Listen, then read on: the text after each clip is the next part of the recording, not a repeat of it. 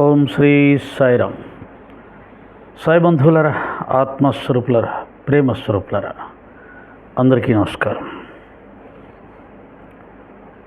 ఒక 2 రోజులు బాబాగారి ఆశీర్వాదంతో, అనుగ్రహంతో షిరిడీ వెళ్ళొచ్చాను.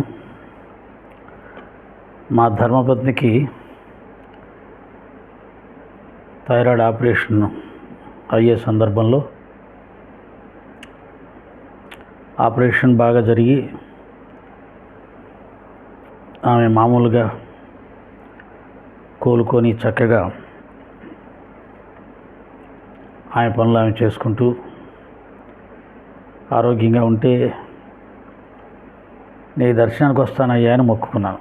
అంటే నిజానికి అలా మొక్కుకోవడంలో ఉన్న లౌక్యం ఏంటంటే, ఆ రకంగా షిరిడీకి వెళ్ళి ఆయన దర్శనం చేసుకొని రావచ్చు అని ఒక చిన్న స్వార్థం. నిజానికి షిరిడీకి వస్తానయ్యా అని మొక్కకపోయినా, ఆమె ఆరోగ్యం బాగు చెయ్యు అని మొక్కకపోయినా, ఆయన నమ్ముకున్నటువంటి భక్తుల విషయంలో అనుక్షణం కూడా జాగ్రత్త వహిస్తూ అన్ని విధాల సహాయం చేస్తూ ఉండడం మన గురుదేవుని యొక్క కర్తవ్య కర్మ. మామూలుగా అయితే షిరిడీకి వెళ్ళను. ఎవరైనా సత్సంగాలు ఉన్నాయి రండి అంటే వెళ్తాను. నాకుగా నేను వెళ్ళేది సంవత్సరానికి ఒక్కసారి. అది కూడా ఎప్పుడు నవంబర్, డిసెంబర్ మా షిరిడి సాయి ధర్మ ప్రచార సేవా సమితి వార్షికోత్సవం సందర్భంగా ముందుగానే వెనక్గానే వెళ్ళడం అలవాటైంది. సరే, ఇప్పుడు ఆమె ఆరోగ్యం కోసం మొక్కుకుంటే ఇంకొకసారి అదనంగా వెళ్ళే అవకాశం దొరుకుతుంది అని ఆయన నన్ను షిరిడీకి ఎక్కువసార్లు పిలిపించుకోడు, ఎక్కువ రోజులు ఉంచుకోడు.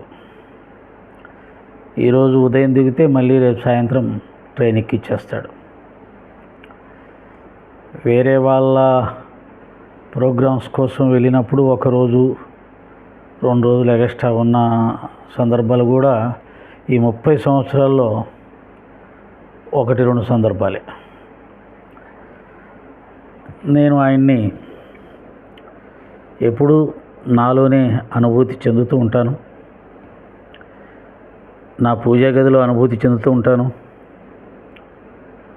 కూర్చున్న చోట, నడుస్తున్న చోట, నిలబడిన చోట, అన్ని చోట్ల ఆయన నాలోనే ఉన్నాడనే భావనతో ఉంటాను. కాబట్టి పెద్దగా షిరిడీ వెళ్ళాలని అనిపించదు.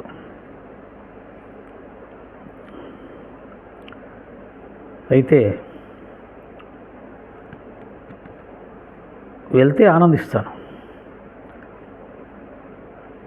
ఆ లోపట సమాధి మందిరంలోకి వెళ్ళినప్పుడు ఆయన దివ్యమంగళ రూపాన్ని చూస్తూ ఉన్నప్పుడు మాత్రమే ఆనందిస్తాను.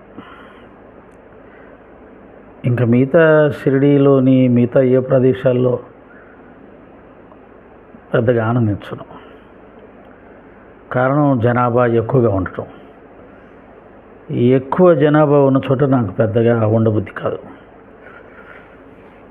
ఎక్కువ జనాభా ఉన్నా ఆనందించే ప్రదేశం సమాధి మందిరం. అక్కడ ఆయన చూస్తూ ఉంటాను కాబట్టి ఇంకా జనం ఎవరు కనపడరు. అలా మా ఆవిడ ఆరోగ్యం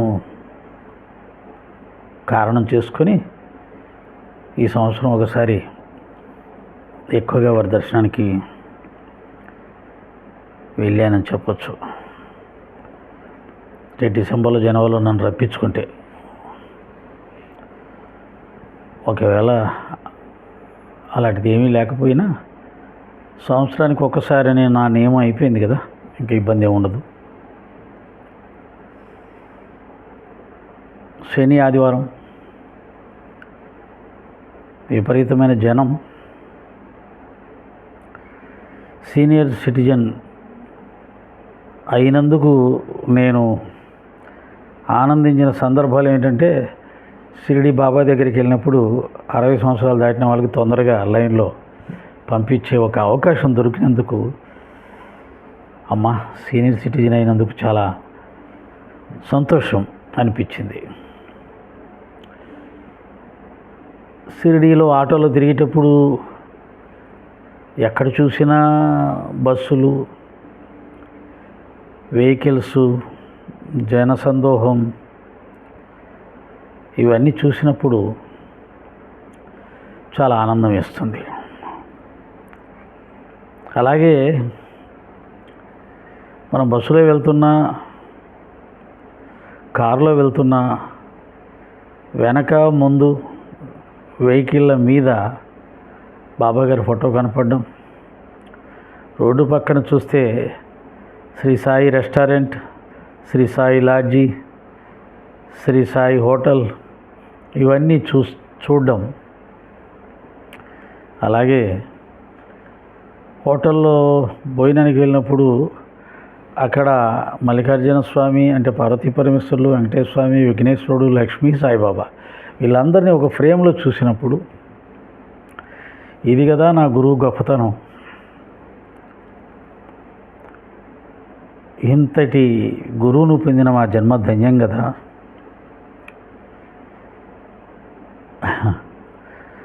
సాధారణమైనటువంటి మానవ మాతృలు, అత్యంత అల్పులు, పిపీలకాలు లాంటి వాళ్ళు, సరిగ్గా జ్వరం వచ్చినా జలుబు వచ్చినా 4 రోజులు లెగలేని వాళ్ళు బాబా గారిని విమర్శిస్తూ ఉంటే గుర్తొచ్చింది. ఇవన్నీ చూసేటప్పుడు నవ్వు వచ్చింది.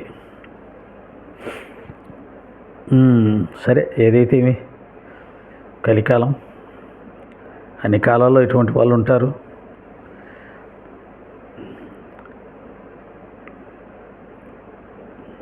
విషయం ఏంటంటే, షిరిడీలో అస్సలు నెట్ పని చేయాల నా ఫోన్కి. దానివల్ల నిన్న ఉదయం అప్లోడ్ చేద్దామని పెట్టిన ఓవి టు ఓవి సచ్చరిత్ర పారాయణం, అది ఇవాళ ఉదయం కానీ అప్లోడ్ అవ్వాల, నెట్ సరిగా లేకపోవడం వల్ల. కనుక నిన్న బ్రేక్ వచ్చింది. కొంతమంది కంగారు పడ్డారు, మెసేజ్లు పెట్టారు, వాయిస్ మెసేజ్ పెట్టారు కొంతమంది సిస్టర్స్. తర్వాత మా కరుణాకర్ సుగుణ అనుకుంటాను, శ్రీరామనవమి వస్తుంది కదా, శ్రీరామనవమి సచ్చరిత్రలో చాలా ముఖ్యమైనటువంటి అధ్యాయం. ఆ అధ్యాయాన్ని పాపం చాలా కష్టపడి చదివి దాన్ని వక్రీకరించి, దాన్ని కూడా బాబాగారు ముస్లిం మతానికి సంబంధించిన వారు అని నిరూపించడానికి చాలా కష్టాలు పడ్డా, ఆ అబ్బాయి చక్కగా సచ్చరిత్ర పారాయణం చేస్తున్నట్టుగా చదువుతూ ఉంటే నాకైతే ఆనందం వేసింది. ఏదో రకంగా చదువుతున్నాడు పాపం. మామూలుగా అయితే వాళ్ళు చదవరు కదా, బాబాని ద్వేషిస్తున్నారు, సచ్చరిత్ర చదవండి అంటే చదువుతారా? అందుకనే వారికి తన మీద ద్వేషం పుట్టించి సచ్చరిత్ర చదివిస్తున్నాడేమో ఆయన. సరే, సుగుణ గారు అందులో పట్టుకున్న పాయింట్లు ఆయన పెద్దగా మనసు పెట్టి వినలేదు. ఇంకా దాంట్లో వినేది ఏముంది, మనకు నచ్చినప్పుడు దేన్నైనా వక్రీకరించవచ్చు, ఎంత గొప్పదాన్నైనా. అదేదో అంటారు కదా, నచ్చినప్పుడు ఏముంటుంది, రామా అంటే ఏంటి రామ అంటున్నావు, నన్ను తిడుతున్నావా అని గొడవకు వస్తారు కొంతమంది. అందుకని వాళ్ళ పరిస్థితి ప్రస్తుతం ప్రతిదాన్ని ఎగతాళి చేయడమే కదా. ఆ లక్షణం, ఆ మనస్తత్వాన్ని ఇంతకుముందు కూడా చెప్పాను, మళ్ళీ చెప్తున్నాను. ఆఫీసర్కి ముందు నడిచినా కష్టమేనంట, వెనక్కి నడిచినా కష్టమేనంట, సమానంగా నడిచినా కష్టమేనంట. ఎలా నడవాలి మరి? ఏదో పక్క నడవాలి కదా. ముందు నడిస్తే నాకంటే ముందు నడుస్తావా అంటాడంట, వెనకాల నడిస్తే నా వెనకాల వస్తావా అంటాడంట, సమానంగా నడిస్తే సమానంగానా నువ్వు నాతో సమానమా అంటాడంట. ఇలా అంటే వాళ్ళ మనస్తత్వం. అలాంటి మనస్తత్వంతో వీళ్ళందరూ పనిచేస్తున్నారు పాపం. కాబట్టి గోపాలరావు గుండు అనే సర్కిల్ ఇన్స్పెక్టర్కి సంతానం లేదు, పుత్ర సంతానం లేదు. నాకు తెలిసి 2వ వివాహం 3వ వివాహం చేసుకున్నా కానీ పుత్ర సంతానం కలగలేదు. కానీ బాబా గారి ఆశీర్వాదం వల్ల అతనికి సంతానం కలిగింది. ఓకే, బాబాగారి ఆశీర్వాదం వల్ల సంతానం కలిగింది అని సచ్చరిత్రలో ఉంటే అబ్బాయి ఇదంతా పుట్టిదే. క్రీస్తు భక్తులు ఇలాగే చెప్తారు, అన్నీ లీలలని చెప్పి, మహిమ అని చెప్పి, సాయిబాబా భక్తులు కూడా అలాగే చెప్తారు. కాబట్టి నేనైతే ఒప్పుకోను. దానిని ఒప్పుకోడంట. కానీ గోపాలరావు గుండు జరిపిన ఉరుసు ఉత్సవాన్ని ఒప్పుకుంటాడంట. మరి ఉరుసు ఉత్సవం జరపాల్సిన అవసరం ఏమొచ్చింది ఆయనకి? గోపాలరావు గుండే కదా ఉరుసు ఉత్సవం జరిపింది, నువ్వు చదివావు కదా. మరి ఆయనకేం అవసరం, ఎందుకు జరపాలంటే ఒక కారణం ఉండాలి కదా. ఏమిటి ఆ కారణం? తనకు పుత్ర సంతానాన్ని బాబాగారు అనుగ్రహించటం వలన, బాబాగారు ముస్లిం ఆకారంలో ఉన్నారు కాబట్టి ముస్లిం అనుకొని ఆయనకు సంతోషాన్ని కలిగించే ఉత్సవం జరిపితే బాగుంటుంది కనుక ఈ ఉరుసు ఉత్సవం అనేది ముస్లిం మహాత్ములో లేదా సూఫీ సంప్రదాయంలో మహాత్ములో వారి గౌరవార్థం జరిపేది. కాబట్టి బాబాగారు కూడా ఒక ముస్లిం మహాత్ముడు కనుక ఉరుసు ఉత్సవం జరిపితే ఆయన సంతోషిస్తాడు అని ఆయన కోసం ఆ ఉత్సవాన్ని జరిపారు. ఇక్కడ రహస్యం ఏమిటంటే సోదరా, వేదాల్లో ఉన్నాడా, ఉపనిషత్తులో ఉన్నాడా, పురాణాల్లో ఉన్నాడా అని కాదు. వేదాల్లో ఉన్నాయనా, పురాణాల్లో ఉన్నాయనా, ఉపనిషత్తుల్లో ఉన్నాయనా, మానవుడు ప్రార్థన చేసినప్పుడు, మొరపెట్టుకున్నప్పుడు అతను అనుగ్రహించకపోతే ఏం చేస్తారు? అందుకనే కదా చెట్టుకు పుట్టకు కూడా నమస్కారం పెట్టే సంప్రదాయం మన సనాతన ధర్మంలో ఉంది. ఎందుకని? నారాయణుడో, పరమేశ్వరుడో, అమ్మవారో, విఘ్నేశ్వరుడో ఆశీర్వదిస్తే చెట్టుకు పుట్టకు ఎందుకు నమస్కారం పెట్టాలి? కానీ ఎన్ని గుళ్ళు తిరిగినా, ఎన్ని తీర్థక్షేత్రాలు తిరిగినా సంతానం కలగకపోతే చివరికి ఏం చేస్తారు? చెట్లకు రాళ్ళు కడతారు, పుట్టల దగ్గర రాళ్ళు పెడతారు. ఇవన్నీ మన సంప్రదాయంలో ఉన్నాయి. గుళ్ళల్లో ఉన్నటువంటి సనాతన ధర్మానికి సంబంధించిన దైవాలు సైతం అనుగ్రహించినప్పుడు ఈ చెట్టు పుట్టలు దగ్గర కూడా ఆశీర్వాదం లభించి కోరికలు తీరడం మన సనాతన ధర్మంలో జరుగుతుంది. అలాగే ఇక్కడ ఎక్కడా తీరని కోరికలు ఒక దర్గాకు వెళ్తే అక్కడ కూడా కోరికలు తీరిన సందర్భాలు ఉంటాయి. అందుకని మన వాళ్ళు దర్గా కూడా వెళ్తుంటారు. అంతేకాదు ఆ దర్గాలో ఉన్నటువంటి ఎవరైతే ముస్లిం మహాత్ముడు ఉంటాడో అతని పేరు కూడా పెట్టుకుంటారు పుట్టిన వాళ్ళకి. దస్తగిరి అని, మస్తానయ్య అని ఇలా పెట్టుకుంటుంటారు. ఇది మన సనాతన ధర్మంలో ఉంది. వేదాల్లో, ఉపనిషత్తుల్లో, పురాణాల్లో ఉన్న దేవుని వదిలిపెట్టి ఆ దర్గాని ఎందుకు వెళ్తున్నారు, అక్కడ ఎందుకు నమస్కారం పెడతారంటే ఏం చేయమంటావు నాన్న? మన దేశంలో చాలామంది కోటీశ్వరులు ఉన్నారు. ఆకలేసిన వాడికి వాళ్ళు అన్నం పెట్టకపోతే మన ఇంటి పక్కన ఉన్నటువంటి వారు ఓ పచ్చడి మెతుకులు పెడితే తినొద్దంటావా ఏంటి? కోటీశ్వరులు ఉన్నారు కదా మన దేశంలో, వాళ్ళు పెడితే తినాలి, వాళ్ళు పెట్టకపోతే నువ్వు చచ్చిపోవాలి. అంతేగాని వేరే వాళ్ళు పెడితే తినకూడదు అన్నట్టుగా ఉంది మీ సంగతి. కాబట్టి బాబా గారి వలనే ఆయనకు సంతానం కలిగింది. అందుకనే ఉరుసు ఉత్సవం మొదలు పెట్టాడు. ఉరుసు ఉత్సవం ఎందుకు చేశాడయ్యా అని అంటే, బాబాగారు ముస్లిం రూపంలో కనిపించాడు కాబట్టి ముస్లిమే అనుకున్నాడు, మీలాగే అనుకున్నాడు, చాలామంది అనుకున్నారు. ఈరోజు మీరే కాదు, ఆ రోజు కూడా చాలామంది అనుకున్నారు అలాగే. కానీ ఇలా భేదించాల, ముస్లిం అయితే మనం ఎందుకు పూజించాలి, ముస్లిం అయితే మనకేం సంబంధం, ముస్లింను పూజిస్తే కొడతాం తిడతాం అని ఇలాంటివి లేవు. అప్పుడు ముస్లిం అయితే ఏమి, ఎవరైతేమి, ఆకలి అయినప్పుడు అన్నం పెట్టిన వాడే దేవుడు, అవసరానికి సహాయం చేసిన వాడే దేవుడు. ఇది మనిషి లక్షణం, మానవత్వ లక్షణం. మీరు వాటిని వదిలేశారు, మనిషి లక్షణం మానవత్వ లక్షణం వదిలేశారు, ఎక్కడికో వెళ్ళిపోయారు, కులం మతం ద్వేషం. కాబట్టి మీకు ఇవన్నీ మీకు అర్థం కావు. కాబట్టి గోపాలరావు గుండు గారు బాబాని ముస్లిం అనుకునే ముస్లిం మహాత్ముల గౌరవార్థం చేసే ఉరుసు ఉత్సవాన్ని మొదలుపెట్టాడు. ఇక్కడ మనం గమనించాల్సింది ఏంటంటే, ఆ ఉరుసు ఉత్సవాన్ని చేయాలని బాబాగారిని అడిగినప్పుడు ఎప్పుడు చేయాలి అని అడిగితే బాబాగారు శ్రీరామనవమి రోజు చెయ్యండి అని ఇచ్చాడు. అంటే డేటును మాత్రం ఆయన మెన్షన్ చేశాడు. మరి బాబాగారు హిందూ అయితే ఆ గోపాలరావు గుండు హిందూ ఉత్సవం ఏదైనా చేయొచ్చు కదా,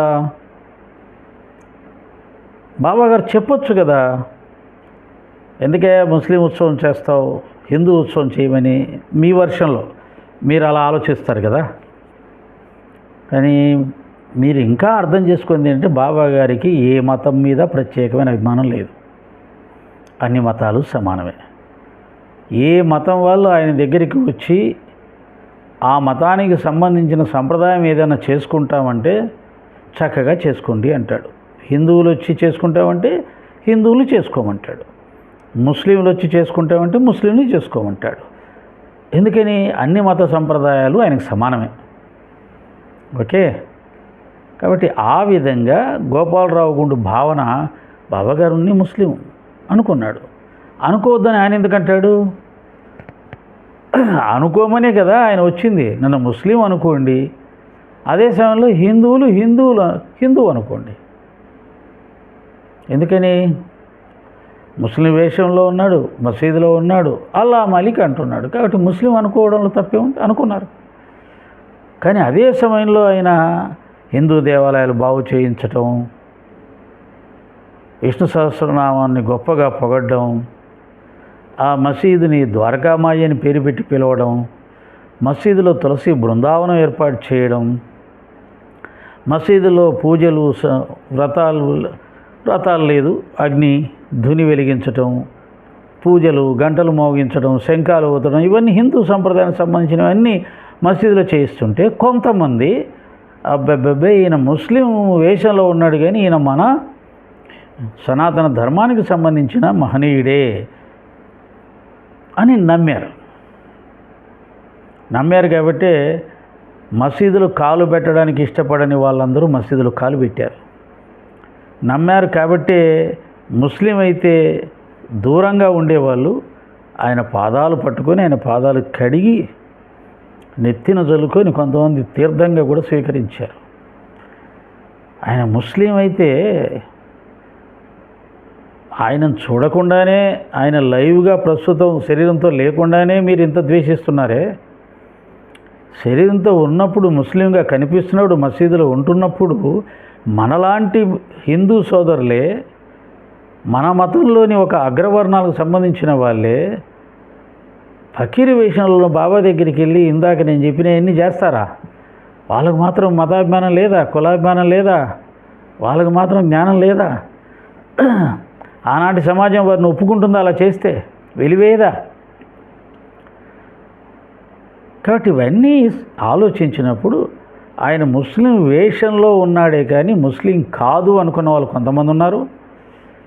ముస్లిం వేషంలో ఉండడం వల్ల, కొన్ని సంప్రదాయాలు ముస్లిం పద్ధతులు ఆచరించడం వల్ల ఆయన ముస్లిమేనేమో అనుకునే వాళ్ళు ఉన్నారు. వాటిల్లో గోపాలరావు గుండు కూడా ఒకటి. ఓకేనా? దాము అన్న ఆయన కూడా సంతానం లేదు, పుత్ర సంతానం. బాబా ఆశీర్వాదం వల్ల అతనికి కూడా పుత్ర సంతానం కలిగింది. వీళ్ళిద్దరూ కలిసి ఈ యొక్క ఉరుసు ఉత్సవాన్ని మొదలుపెట్టారు. బాబాగారు శ్రీరామనవమి రోజు జరపమని చెప్పారు. దానికి కారణం మీరు ఒక 90 ఏళ్ళలో ఈ ఉత్సవం మొదలైతే 1911లో ఆ ఉత్సవం శ్రీరామనవమి ఉత్సవంగా మారిపోయింది అని చెప్పి సచిత్ర మనకు చెప్తుంది. ఎందుకని కృష్ణారావు జోగీశ్వర్ భీష్మ అనే అతను శ్రీరామనవమి రోజు ఉత్సవం జరుగుతూ ఉంటే అతని మనసులో ఒక ఆలోచన వచ్చింది. బాబాగారు శ్రీరామనవమి రోజు ఈ ఉత్సవాన్ని జరపమని అనడంలో ఏదో ఉద్దేశం ఉంది, లేకపోతే ఆయన శ్రీరామనవమి రోజు ఎందుకు జరపమంటాడు ఈ ఉత్సవాన్ని, మనం ఎందుకు ఈ రోజునే శ్రీరామనవమి ఉత్సవం కూడా ఎందుకు జరపకూడదు షిరిడీలో అని ఆలోచన వచ్చి బాబా దగ్గరికి వెళ్ళి అడిగితే చక్కగా జరుపుకొని చెప్పడం. ఆ రోజు నుంచి 1911 నుంచి ఉత్సవం కాస్త శ్రీరామనవమిగా మారిపోయింది. అంటే ఉత్సవం క్యాన్సిల్ అయిపోయింది. ఉత్సవం క్యాన్సిల్ అయిపోయింది. ఇంకా ఆ రోజు నుంచి ఉత్సవం లేదు. ఈ 4 సంవత్సరాలు మాత్రమే ఉత్సవం జరిగింది. అయితే ఈ ఉత్సవం రోజే రాత్రిపూట చందనోత్సవం కూడా జరుగుతూ ఉండేది. ఆ చందనోత్సవం మాత్రం శ్రీరామనవమి ఉదయం పూట, రాత్రి చందనోత్సవం జరిగేది. అంటే ఉత్సవం శ్రీరామనవమిగా మారిపోయింది, చందనోత్సవం మాత్రం జరుగుతుంది. ఇది కూడా ముస్లింలు చేస్తారు. ఓకే, ఈ శ్రీరామనవమి ఉత్సవం రోజు మొదలుపెట్టినప్పుడు మొట్టమొదట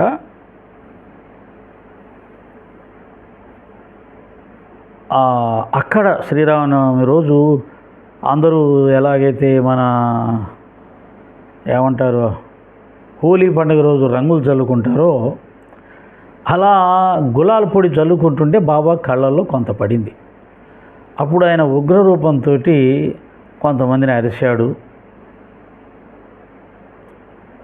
ఆ అరుపులు, కోపము దేని మీద అయ్యా అంటే సచిత్ర ఏం చెప్పింది, శ్రీరామనవమి రోజు రావణ బ్రహ్మ అనే అహంకారాన్ని అణచడానికి బాబా అనే రాముడు ఆ విధంగా ఆగ్రహించటం, ఎవరి మీద, రావణ బ్రహ్మ మీద ఆగ్రహించటం సబబే అని రాయడం జరిగింది. దానికి కరుణాకర్ సుగుణ ఏమన్నాడంటే, పండగ చేస్తున్నది హిందువులు, వాళ్ళు శ్రీరామనవమి జరుపుకుంటుంటే ఈయన వాళ్ళందరి మీద ఎగరడం ఏమిటి, అరవడం ఏమిటి అని, అది శ్రీరామనవమి జరపడం ఆయనకి ఇష్టం లేదేమో, ఆయన ముస్లిం కదా అన్నట్టుగా దాన్ని చిత్రీకరించి వక్రీకరించి చెప్పాడు. కానీ దాని ఉద్దేశం అది కాదు. ఆయన కోపగించింది ఏమిటయ్యా అంటే, రావణ బ్రహ్మ, రావణుడు అనే ఒక రాక్షస లక్షణాలు ఆ రోజే కాదు మిత్రమా, రావణ బ్రహ్మకే కాదు, ఈరోజు కూడా మనందరిలో ఒక రావణ బ్రహ్మ ఉంటాడు. అహంకారం ఎవరిలో ఉంటుందో, క్రోధం ఎవరిలో ఉంటుందో, దుర్మార్గం ఎవరిలో ఉంటుందో, పరస్త్రీ వ్యామోహం ఎవరిలో ఉంటుందో వాళ్ళందరూ రావణ బ్రహ్మలే. శ్రీరామనవమి ఉత్సవం జరిపినంత మాత్రాన ఆ ఉత్సవంలో పాల్గొన్న వాళ్ళందరూ బుద్ధిమంతులు అంటావా ఏంటి? నువ్వు చెప్పేది ఎలా ఉందంటే గుడికి వెళ్ళిన వాడల్లా భక్తుడే అన్నట్టుగా ఉంది. గుడికి వెళ్ళిన వాడల్లా భక్తుడు ఎలా కాదో, శ్రీరామనవమి ఉత్సవం జరుపుకున్న వాళ్ళందరూ కూడా బుద్ధిమంతులు, సాత్వికులు, భక్తులు అనుకోవద్దు నాన్న. కాబట్టి శ్రీరామనవమి ఉత్సవం జరుపుతున్న వాళ్ళు చాలామంది, వందల వేల మంది ఉన్నారు. వాళ్ళల్లో ఎన్నో దుర్మార్గపు లక్షణాల వాళ్ళు కూడా ఉంటారు. మనం చూస్తుంటాం కదా, గణేష్ ఉత్సవాలు అని చెప్పి ఇప్పుడు ఎలా మారిపోయినాయి గణేష్ ఉత్సవాలు. భక్తితో భజన చేసుకుంటూ గణేష్ ఉత్సవాలు చేస్తున్నారా ఏంటి? గణేష్ ఉత్సవాలు భక్తితో చేస్తున్నారా, భజన చేసుకుంటూ? లేదు కదా. కొంతమంది చేయొచ్చు, వాళ్ళు నమస్కారం పెడదాం. కానీ ఎక్కువగా గణేష్ ఉత్సవాలు, ఊరేగింపులు ఎలా జరుగుతున్నాయో మనందరికీ తెలుసు. కనుక ఉత్సవాల్లో ఊరేగింపుల్లో పాల్గొన్న వాళ్ళందరూ బుద్ధిమంతులు కాదు, భక్తులు కాదు. వాళ్ళల్లో కూడా చాలా దుర్మార్గపు లక్షణాలు కలవాళ్ళు ఉంటారు. ఆ దుర్మార్గపు లక్షణాల మీద రాముడనే సాయినాథుల వారు ఆగ్రహించాడు. అటువంటి లక్షణాలు ఎవరికైనా ఉంటే ఆయన ఆగ్రహం వల్ల ఆ లక్షణాలు వాళ్ళలో తొలగిపోతాయి. అది అవధూత యొక్క గొప్పతనం, సిద్ధపురుషుడి యొక్క గొప్పతనం, సద్గురు యొక్క గొప్పతనం.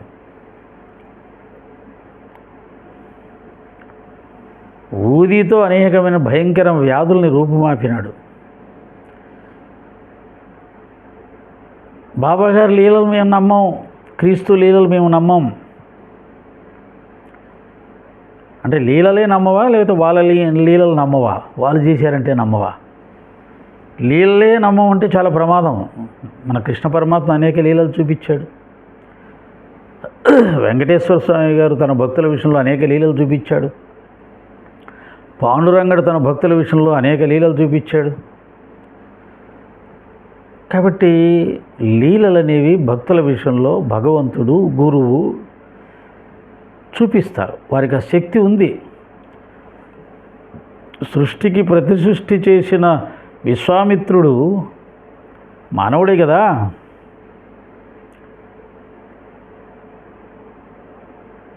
సృష్టికి ప్రతి సృష్టి చేశాడు. మరొక స్వర్గాన్ని సృష్టించాడు ఆయన. అలా ఎంతోమంది సిద్ధపురుషులు మన సనాతన ధర్మంలో ఉన్నారు. వారిలో సాయినాథుల వారు కూడా ఉన్నారు. వారు అగ్రగణ్యులు. ఆయన సంకల్ప మాత్రమాన చాలామందికి పుత్ర సంతానం ప్రసాదించాడు. అప్పుడు కాదు సుమా, ఇప్పుడు కూడా నీకు ఓపిక ఉంటే వస్తే చూపిస్తావు మాతో పాటు ప్రాక్టికల్గా. గోపాలరావు గుండు సర్కిల్ ఇన్స్పెక్టర్ మామూలు వాడేం కాదు. అతను అడ్రస్ తీసుకుని వాళ్ళ ఇంటికి వెళ్తే వాళ్ళ కుటుంబం వాళ్ళే చెప్తారు నీకు ఏం జరిగిందని. సాయిబాబా కథలు కేవలం కల్పితాలు కాదు, సత్యానికి నిలబడే నిదర్శనాలు. ఓకే, మీకు ఏ భక్తులు కావాలన్నా ఇప్పటికీ వాళ్ళ కుటుంబాలు ఉన్నాయి. బాంబేలో ఉన్నాయి, షిరిడీలో ఉన్నాయి. వాళ్ళు సాక్ష్యం ఇస్తారు నీకు. నేను నమ్మనంటే నీ ఇష్టం లేకని. వెంకటేశ్వర స్వామి గారి లీలలు నమ్ముతావా? పాండురంగ లీలలు నమ్ముతావా? అలా ఉండకూడదు. పార్షియాలిటీ లేకుండా, పక్షపాతం లేకుండా సత్యాన్ని సత్యంగా మనం అంగీకరించాలి. మన దేవుడి లీలలైతే నమ్ముతాం, మనం నమ్మని దేవుళ్ళ లీలలైతే నమ్మం అంటే అది సత్యానికి నిలబడదు కదా. అస్సలు లీలలు నమ్మను అని చెప్పు నాస్తికుల్లాగా, ఓకే ఒప్పుకుంటారు అందరూ. మన దేవుళ్ళు చేసే లీలలు కూడా నేను నమ్మను అనాలి. ఓకే, అలాను అది కరెక్ట్ అవుతుంది. కాబట్టి గోపాలరావు గుండు గారికి కలిగినటువంటి పుత్ర సంతానం కారణంగా ఆ ఉరుసు ఉత్సవం చేశారు. అది శ్రీరామనవమి ఉత్సవంగా మార్చాలని బాబా సంకల్పం. అందుకనే ఏ రోజు జరపాలి అంటే శ్రీరామనవమి రోజు జరపండి అని ఆదేశించాడు. అంటే ఆ గోపాలరావు గుండికి శ్రీరామనవమి ఉత్సవాన్ని జరపాలి అనే ఆలోచన రాలేదు. ఉరుసు ఉత్సవం చేయాలని ఆలోచించి, ఎందుకంటే బాబాను ముస్లింగా అనుకున్నాడు కాబట్టి. బాబా ఏం కాదండు, అబ్బాయి నేను ముస్లిం కాదు నేను హిందువునురా అని అంటాడేంటి? అలా అంటే ఆయన ఒక మతానికి సంబంధించిన వాడు అయిపోతాడు, ఒక మతం మీద ఇంట్రెస్ట్ చూపించిన వాడు అవుతాడు. సిద్ధపురుషుడు ఎలా అవుతాడు, గురువు ఎలా అవుతాడు, సమభావన ఉన్నవాడు ఎలా అవుతాడు, భగవంతుడు ఎలా అవుతాడు? మ్లేచ్చులు అంటుంటారు కదా, మ్లేచ్చులు కూడా ఆయన బిడ్డలే. మ్లేచ్చుల్లో కూడా ఉన్నది ఆయనే, నారాయణుడే. మ్లేచ్చుల్లో కూడా ఆత్మస్వరూపంగా ఉన్నది నారాయణుడే. జఠరాగ్ని రూపంలో నేను జీవుల లోపట ఉండే ఆహార పదార్థాలని స్వీకరించి దాన్ని రక్తంగా మార్చి శరీరానికి అందజేసి అన్ని ప్రాణులను నిలబెడుతున్నాను అని కృష్ణుడు భగవద్గీతలో చెప్పాడు కదా. జఠరాగ్ని హిందువులకే ఉంటుందా ఏంటి? ముస్లింలకు ఉంటుంది, క్రిస్టియన్లకు ఉంటుంది, సిక్కులకు ఉంటుంది, జైనులకు ఉంటుంది, బౌద్ధులకు ఉంటుంది, కుక్కకు ఉంటుంది, పిల్లికి ఉంటుంది, పందికి ఉంటుంది, నక్కకు ఉంటుంది, ఏనుక్కు ఉంటుంది, అన్నిటికీ ఉంటుంది జఠరాగ్ని. ఓకే, కాబట్టి అన్ని ప్రాణులలో జఠరాగ్ని రూపంలో ఉన్నది నేనే అన్నాడు కృష్ణుడు. కాబట్టి భగవంతుడు లేని ప్లేసు లేదు, జీవి లేదు. మీరు తెలుసుకోలేక తత్వం తెలియదు. ఎంతసేపు పుస్తకమే తెలుస్తుంది, మతం తెలుస్తుంది, కులం తెలుస్తుంది, ద్వేషం తెలుస్తుంది, మంచి ఏం తెలుసుకోలే, అన్ని దుర్మార్గమేనని నేర్చుకున్నారు మీరు. అందుకని బాబా గారు మనలో ఉన్న దుర్మార్గం మీద, దుర్మార్గుడనే రావణాసురుడి మీద శ్రీరామనవమి రోజు రాముడనే ఆ యొక్క దైవం బాబాగారి రూపంలో ఆగ్రహించటం సబబే అని చెప్పారు. ఆధ్యాత్మికంగా ఆలోచిస్తే అంత అద్భుతమే, ఆనందమే, జ్ఞానమే.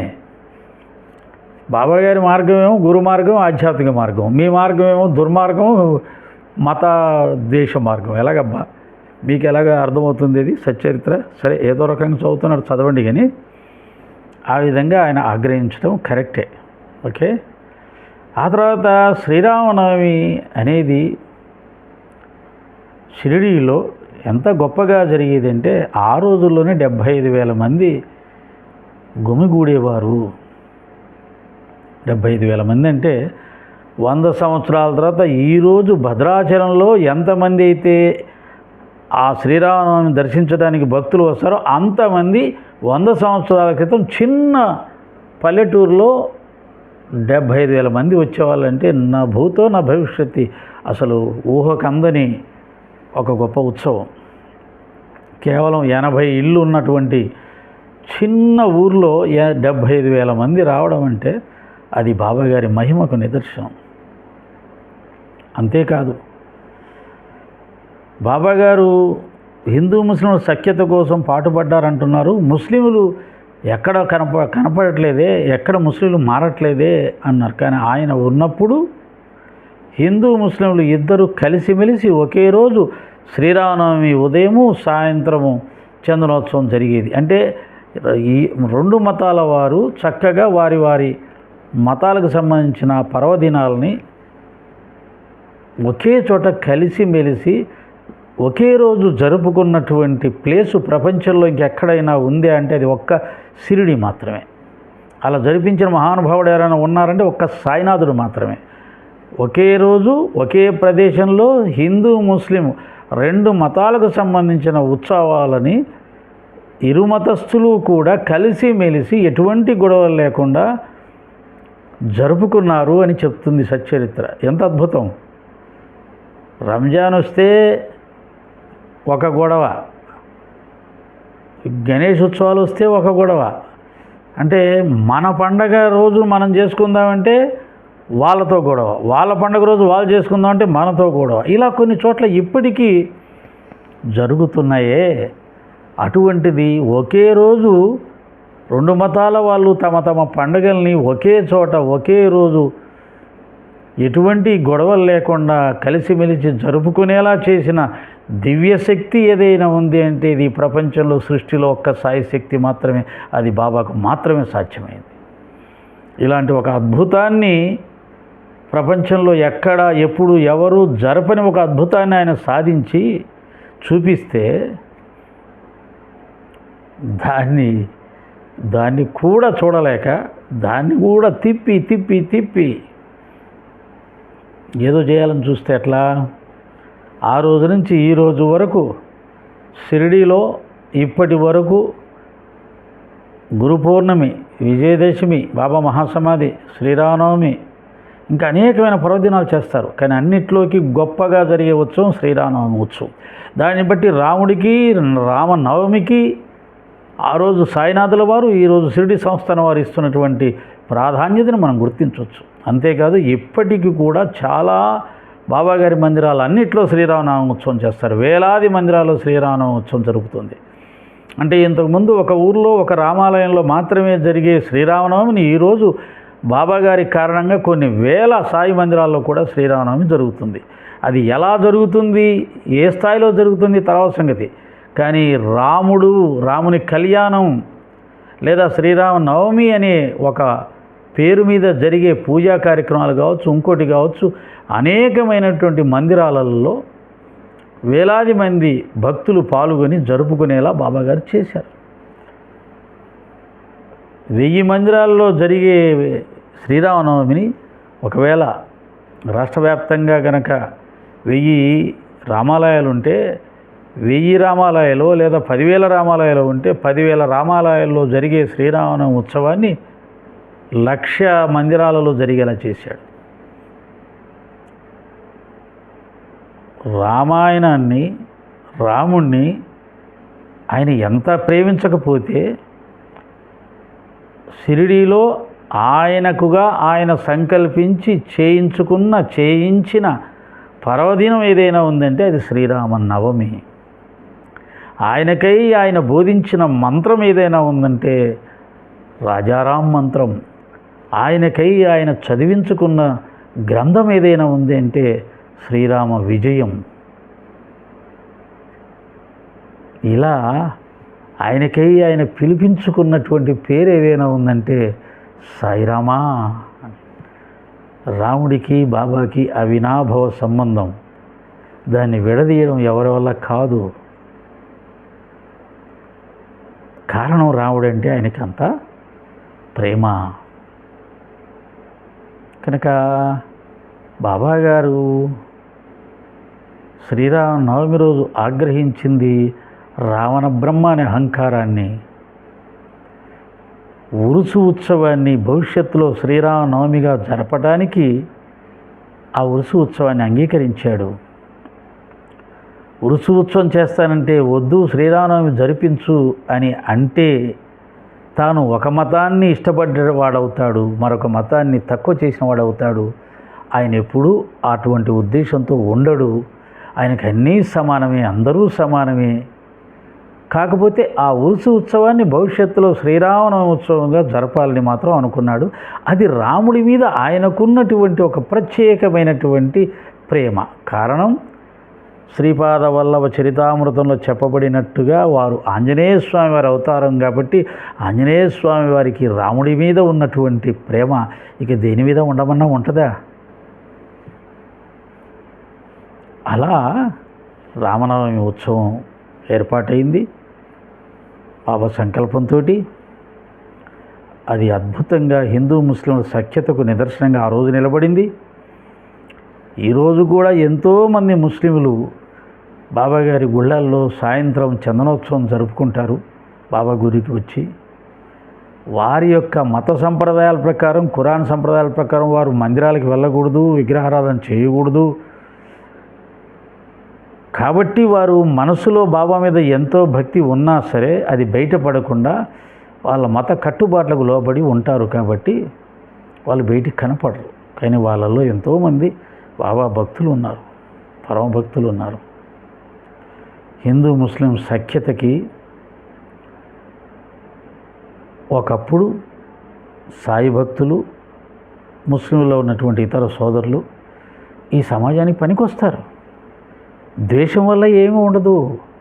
ఇప్పుడు ఆ ఇజ్రాయెలు, ఇరాను ద్వేషం వల్ల ఏం జరుగుతుందో చూస్తున్నాం కదా. ప్రపంచం సర్వనాశనం. రేపు మీరు నూరిపోసే ఈ ద్వేషం వల్ల ఈ దేశంలో హిందువులు, ముస్లింలు కొట్టుకుంటే మిగిలేది ఏముండదు, బూడిదే. కానీ ద్వేషం ద్వేషాన్ని పుట్టిస్తుంది, ప్రేమ ప్రేమను పుట్టిస్తుంది. ప్రేమ వల్ల ఎవరైనా మారుతారు, ఏదైనా సాధించవచ్చు. ద్వేషం వల్ల ఏం ప్రయోజనం లేదు మిత్రమా. అందుకనే ద్వేషం సర్వనాశనం చేసిన తర్వాత ఒక మహాత్ముడు పుట్టి మళ్ళీ ప్రేమతత్వాన్ని నూరిపోస్తే అప్పుడు వింటాం. ఎందుకంటే మన ద్వేషం వల్ల సర్వనాశనం అయిందిగా, ప్రాక్టికల్ అనుభవం అయింది కదా. అప్పుడు మహాత్ముడు ఏదైనా చెప్తే సంతోషంగా వింటాం. ఇప్పుడు చెప్తే ఎందుకు వింటాం? కాబట్టి రఘుపతి రాఘవ రాజారాం పతిత పావన सीताराम ईश्वर अल्लाह तेरो नाम सबको सम्मति दे भगवान सबको सम्मति दे साईराम. గాంధీ మహాత్ముడు ఈశ్వర్ అల్లా తేరో నామ్ అన్నాడు. బాబా గారు రామ్ రహీం ఇద్దరు ఒకటే అన్నాడు. మహాత్ములందరూ అదే అన్నారు, అదే అంటారు. ఎందుకంటే వాళ్ళు మహాత్ములు. మహాత్ములకి, సిద్ధపురుషులకి, యోగులకి, గురువులకి కులం మతం ఏమి ఉండవు. అవి దాటిపోయి ఆత్మస్థితిలోకి వెళ్ళిన వాళ్ళు కాబట్టి వాళ్ళు అలాగే అంటారు. మనం ద్వంద్వంలో ఉంటాం కాబట్టి అజ్ఞానంలో ఉంటాం. అజ్ఞానం వెనకాల అహంకారం వస్తుంది. దానివల్ల ఈ కులాల మతాలు పట్టుకొని వెళ్ళాడుతుంటాం. మనం మహాత్ములం కాదు కదా. మహాత్ముల సబ్జెక్టుని మామూలు మనుషుల కంటే ఇంకా కిందికి దిగజారిన ఈర్ష్య ద్వేష పరులం మనకు మహాత్ముల సబ్జెక్ట్ ఎలా అర్థం అవుతుంది? మనకెందుకు మహాత్ముల గురించి, సిద్ధపురుషుల గురించి, మహాత్ముల గురించి, గురువుల గురించి, ఆత్మజ్ఞాన స్వరూపుల గురించి మనకెందుకు? మన సబ్జెక్టు వేరు, మనది లౌకికం. అంతా ఈర్ష్య ద్వేషం, కొట్టు తిట్టు, ఇది కదా మనది. మహాత్ముడైనటువంటి సాయిబాబా గారి సబ్జెక్ట్ మనకెందుకబ్బా? యజ్ఞాలు యాగాలు చేస్తుంటే రాక్షసులు వచ్చి నవ్వుకుంటూ యజ్ఞకుండంలో రక్తం వేసి నవ్వుతుంటారు, నాశనం చేశామని. అలాగా మీరు కూడా బాబా అనే ఒక సద్గురువు సమాజాన్ని ధర్మ మార్గంలో, భక్తి మార్గంలో నడిపిస్తూ, సేవా మార్గంలో నడిపిస్తూ, సమభావన మార్గంలో నడిపిస్తూ, ప్రపంచంలో, సమాజంలో శాంతి కుసుమాలను వికసింపచేయాలని చూస్తుంటే మీరు ఈ దుర్మార్గమైనటువంటి మార్గాన్ని ఎంచుకొని బాబా గారిని వక్రీకరిస్తూ, వారి తత్వాన్ని వక్రీకరిస్తూ, వారి బోధనలు వక్రీకరిస్తూ, వారి జీవితాన్ని వక్రీకరిస్తూ సాయి భక్తిని అంతా నాశనం చేసేస్తున్నాం. కొంతకాలానికి అసలు సాయి భక్తులు లేకుండా చేసేస్తాం. ఎందుకంటే సాయి భక్తులు ఉంటే అందరికీ అన్నదానం జరుగుతుంది, పేదవాడికి అన్నం పెడుతున్నారు. సాయి భక్తులు ఉంటే అందరికీ సేవా కార్యక్రమాలు చేస్తున్నారు. సాయి భక్తులు ఉంటే భజనలు, సంకీర్తనలు, ఆధ్యాత్మిక శక్తి పెరిగిపోతుంది, సమాజం అంతా ఆధ్యాత్మికమయమైపోతుంది. అది లేకుండా చేస్తాం. మీరు కంకణం కట్టుకున్నారు వాళ్ళలాగే, సరే కానివ్వండి. శ్రీరాఘవం దశరథాత్మజమప్రమేయం సీతాపతిం రఘుకులాన్వయరత్నదీపం ఆజానుబాహుం అరవిందదలాయతాక్షం రామో నిశాచర వినాశకరం నమామి. జై శ్రీరామ్. ఓం సాయిరామ్. నేను షిరిడీకి వెళ్తే నా కుటుంబం గురించి మొక్కుకోలా, నా పిల్లల గురించి మొక్కుకోలా, బాబాగారిని ద్వేషిస్తున్న ఈ పిల్లల గురించి మొక్కుకున్నాను. అయ్యా వీళ్ళకి సద్బుద్ధి నీవు, మంచి మార్గంలో నడిచేటట్టు చూడు. ఎందుకంటే మిమ్మల్ని ద్వేషించడం వల్ల, ఈ తప్పులు చేయడం వల్ల, ఈ పాపం చేయడం వల్ల వాళ్ళకి పాపకర్మ చుట్టుకుని ఏమైపోతారని భయపట్టుకుంది నాకు. వాళ్ళని త్వరగా సంస్కరించవయ్యా, సన్మార్గంలో పెట్టవయ్యా, వాని కాపాడవయ్యా అని ప్రార్థన చేశా. ఆ తర్వాత ఈ యుద్ధం ఆపేసి ప్రపంచ శాంతిని ప్రసాదించవయ్యా, అందరిని చల్లగా కాపాడవయ్యా అని మొక్కా. నాకు ఆశ్చర్యం వేసింది. అక్కడికి వెళ్ళే నాకు ఈ లలిత కుమారు, ఈ కరుణాకర్ సుగుణ, ఈ మాధవిలత, వీళ్ళే కనిపిస్తున్నారు. వాళ్ళు చేసే ఈ దుర్మార్గపు ప్రయత్నం ఎంత పెద్ద పాపకూపంలోకి నెట్టి వారిని ఏ విధంగా దెబ్బ కొడుతుందని భయం నాకు ఇప్పటికి కూడా. అది పరిస్థితి. సాయిరాం.